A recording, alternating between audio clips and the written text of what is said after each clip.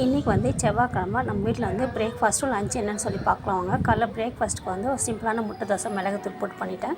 அதுக்கு சொரக்காய் சட்னி பண்ணியிருக்கேன். சொரக்காய் பாதி கட் பண்ணிவிட்டு எண்ணெய் ஊற்றிட்டு ஒரு 2 ஸ்பூன் கடலைப்பருப்பு, 2 ஸ்பூன் உளுத்தம்பருப்பு, ஒரு சின்ன பூண்டு உரித்தது, ஒரு பெரிய வெங்காயம், ஒரு 2 தக்காளி போட்டிருக்கேன் சின்னது. நீங்கள் ஒன்று வேணாலும் போட்டுக்கலாம். அதுக்கப்புறம் பச்சை மிளகாய் சேர்த்தது, காஞ்ச மிளகாய் காரத்துக்கு தேவையானாலும் போட்டிருக்கேன். இதெல்லாம் நல்லா வதக்கிட்டு கூடவே இந்த சொரக்காவும் போட்டு நல்லா வதக்கணும். கொஞ்சமாக தேங்காய் சேர்த்துருக்கேன். அதுக்கப்புறம் ஒரு சின்ன கொட்டலை புளி சேர்த்துட்டு இது நல்லா ஆறுனதுக்கப்புறம் மிக்ஸி ஜாரில் போட்டு அரைச்சி தாளிச்சிக்கலாம்.